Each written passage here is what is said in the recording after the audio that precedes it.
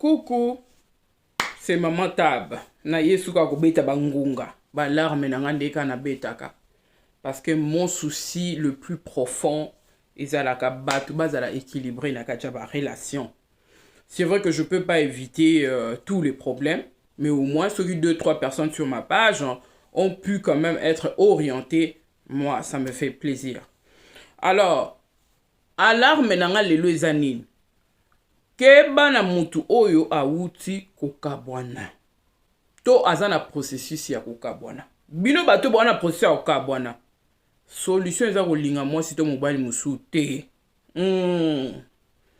Bondi melangai. Solution T. Et la solution T. Tu vas te faire mal pour rien. Ou alors tu vas faire mal. Croyez-moi.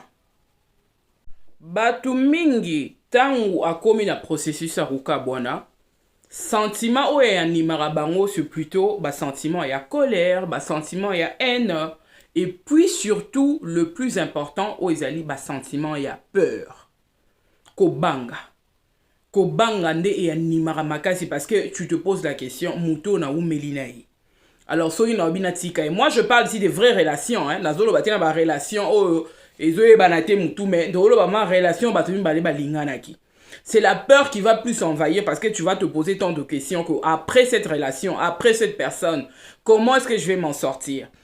Souffrance ya bolingo wana ndeni na okoka gerango. Est-ce que na rozwa mutu mususu o peto se comprendre naie? Il y a plutôt beaucoup la peur ne mute sur la place et ensuite la peur ezoko engendrer sentiment ya ba haine, ya ba colère, il ne fallait pas, il fallait ça la na lobaki, pourquoi voilà. Surtout batu oyo ba tromper bango na bakabwani po mwasi a trompa ki ye, mobala trompa ki, surtout pas ba mibali mwasi a trompa ki ye.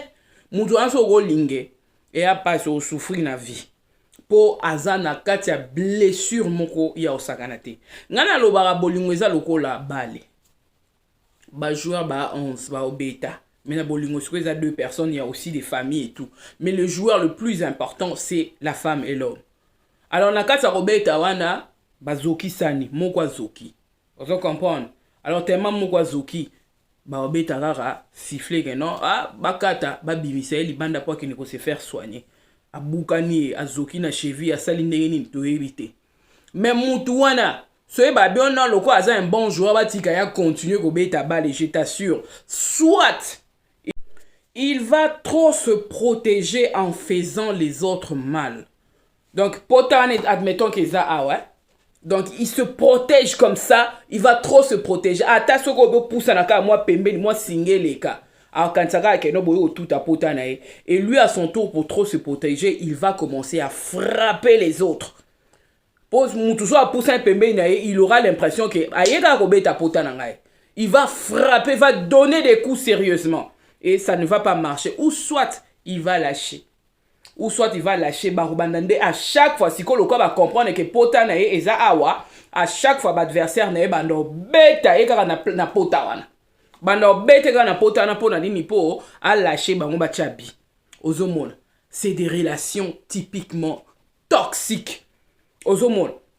Mutu soka ucho kabwana zoki na blessure azwe bata continuer ndenge ni, n'ayez pas peur d'affronter l'avenir. Affronter l'avenir seul. Bika yo moko. Oza nango besoin, c'est pas l'amour d'une femme. Bato balobara ke bolingo bika na bolingo lokuta bazoko sa ya. Il y a des exceptions, peut-être 2-3%, mais bolingo bika na bolingo te. Ote lokwa mutazo kisinga boye, basenga bonake lukasko mwasi mususu. Muto a muto otika la muto. So muto comprendre que faiblesse a muto ne zala awa, so kaza mutu mabe.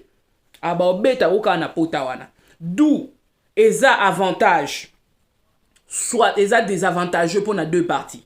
Ça peut être avantageux, na nenga mabe pour na mutu aye na relation pour aza besoin à utiliser yo bando beta yo na pota wana, soit yondo ko faire souffrir mutu ozusiko. Na zwa mwa mbali mo na téléphone, ayebisanga bi mamanga na kabwana mwasi na ngapo na kangai na mobile na mbitu.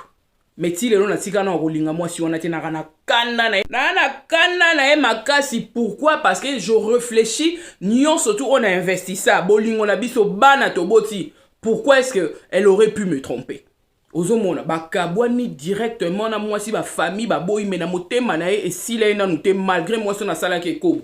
Il était alors obligé de laisser partir cette femme là. Ozomona mwasi na pa kima matika na sima garda ba image à mwasi na garda ba mabita una pasaka na intimité na mwasi na mona mwasi na ya kala. Mwasi na mona ra été. Donc na mona toujours mwasi na kala parce que c'était une très belle femme. Mais ma colère est que pourquoi kosa ingai? Siko oyo tozana e alinginga tellement makasi. Mais na okoko lingete. Na oko pese bolingote mama na yebite na sandeni. Moi na bato za na patience a souffrir mais nga na onyokola na pesa ke ka ba réponse à ma bi. Na defa ke ba mbongo na zongi sarate. Toujours en train de l'humilier. Kofunda kaye na bato na ba famille et tout, donc je m'en fous de tout ce qu'elle fait. Parce que de toute façon, basignon surtout.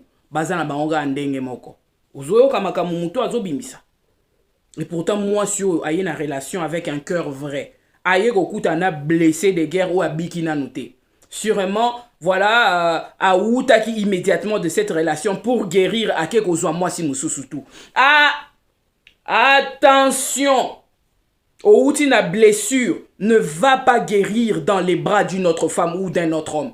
Guéris seul. Va plutôt auprès des personnes qui t'aiment, de ton pasteur, de ton confident, confidente, de ta famille. Tu vas retrouver la chaleur de l'amour là-bas. C'est comme ça que tu apprendras à te relever seul. Moutou a télé miye moko ya difficile mouta ko iser. Yo, au côté les malamaboro moi si bon lobiso abamio so ki bota. À comprendre les faiblesses na yo. Les personnes qui se séparent souvent, ils ont un cœur chargé. Chargé des problèmes par rapport à ba conflit bazaki nango et memi ba on a séparation parce que batubi balé oh balingana ki. Il y avait pas que le mal, balingana dans sa ba relation sexuelle, ils étaient heureux mais peut-être. Ba yebanaki. C'est des gens vraiment qui ont passé de beaux moments ensemble. Il n'y avait pas que le mal, mais à un moment donné ba conflit et yé ko détruire ndako ba on ba tongaki. Et ne pensez pas que si la ranière sont balamoko, akolo bazo finga na munoko, bazo chola na munoko, mais na motema na ye, il y a quelque chose qui parle encore.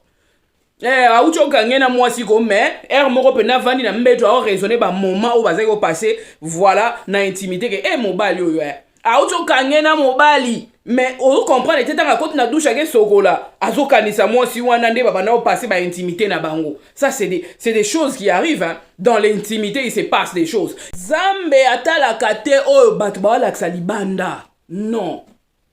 Zambe atala ka wizo leka na kacha motema mutu. Batu mingi omona kosala matata ebele tamba okamwana bolingo mais matata wana eza po aza d'abord aza encore amoureux mais kanda na eza pourquoi est-ce qu'a trompé nga pourquoi est-ce qu'a ndima maram na ebisa ki était pourquoi est-ce que na senga ki bo sala yango te yango tamso apesa ki ultimatum muto na ndimi ultimatum ala yinier pourquoi est-ce qu'il fallait qu'à ndima ultimatum parce que nous sommes orgueilleux. Voilà pourquoi ces personnes là qui se séparent il faut leur donner un temps pour guérir. Pour gérer ces problèmes-là, pour nako kamo la bakanda o ezana katsa mitema na bango. Et ce n'est pas pour rien l'État aussi a tiré la rabat tout le temps. Sobo balani boké na l'État, il va vous donner un temps pour réfléchir. Temps et à séparation du corps. 2 ans au moins pour nabo kanisa. Au moins la vma keno esili esili. Soyo bozongi na tana bolobi ke esili. Moment là nde ba permettre binobo sani besoin divorce parce que vous avez prouvé que après avoir été séparés pendant 2 ans. Voilà, nous avons attaqué côté nae, mais vous s'est décidé quand même que Bokabwana va considérer yango monique tant et ça important. Mouto ya kabwani même ata bibelo bien autant au kabwani ya koba latin. Je pense que c'était par rapport à ça parce que oh ba no lié dendon n'esprit ya soso. Oh coucher na mobali oh ozomono on dirait que non ex na ya kala. Ke boko benga na kombo mususu. Ezalo osaka na ngote. Moi si a mesana mabe na bolingo ta musu na bolingo na mobali moko boya mesani saka ye fellation a mesani sa ye sodomie a mesani sa ye bakini lingus bolimbisa on doit se dire la vérité ici parce que c'est ça qui tue les gens. Alors à quelle relation mususu oh mutu mususu a sala ka bolingo na ndenge mususu sainement etc. Alors si kotanga koti na bolingo wana ye a mesana na ba sodomie na ye a mesana na ba fellation amesana na bakini lingus mais akepa mobali mususu o makambu wana ayebi yango te akepa mwasi mususu o makambu wana ayebi yango te omoni te ke bakoyinana. Pourquoi? Parce que azana na zemi ya mwasi pe mobali wana ya kala.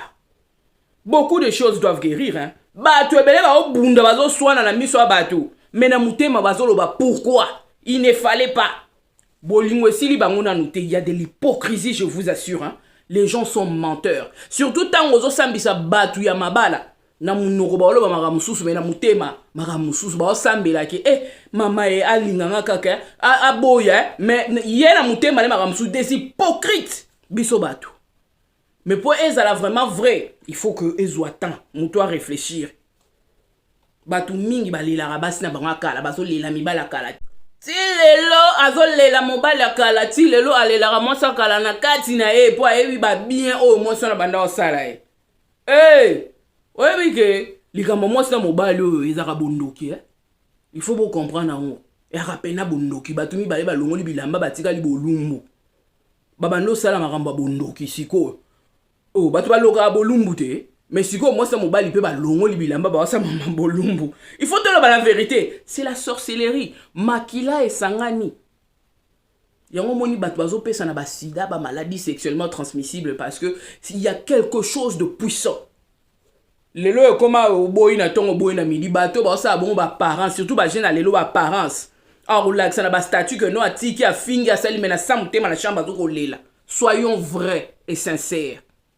Muto ucho kabwana bolingo ozwa été yo pe muto ucho kabwana bolingo ko luka moi cité. Donc pour vous dire, d'un côté muto ucho bima na bolingo na ba choc azo luka moi cité a luka mobalité. Azo luka appui et ye kamelo mutu mo wa bande ye a luka mutu apesa bolingo te parce que ba marambo ebela wa noloba na eza vrai te eza solote si la mbala monte era processus bato bakoka bwana lelo sur parole mais koka bwana wana se matérialiser après 3 ans 4 ans et surtout ceux qui batu wana baza bien coaché bien accompagné. Nde salara qui vraiment que esili nazui baka ebele au moins moi ça o yebisa mobali kende nazasu na posa na ote kende mobali akangi biloko akei moi ça tika na sima matanga pendant une semaine na sokola raté baboya na gite ye mutabenga na mobali mais si konde na sima tika lo sala une semaine a ko kasukolia te komela ta komi message na 4h du matin mama tabita Lobalange loro moko, il me manque. Omonike, bakosaki, balobaki ya solote. Yango moni boti kakatan. Muto auti ko zoka. Soit bakobanda ko zoki saye, akomi febele, soit yene mutando zoki sa batu na ninga mabi. C'est bien ça. Oui, exception ils ont raté mais rare. C'est mon conseil, hein. Undimi aux yeux boy ou fandi na yo. Je m'en fous. Mais c'est ça la vérité. OK? Donc, mutana processus, il y a divorce, yo ko zoye. Oso kati simba un po ki ma douleur. Et ça faute grave. Lingo si ça passe, yo moko. Sinon, on va t'exploiter et tu vas voir.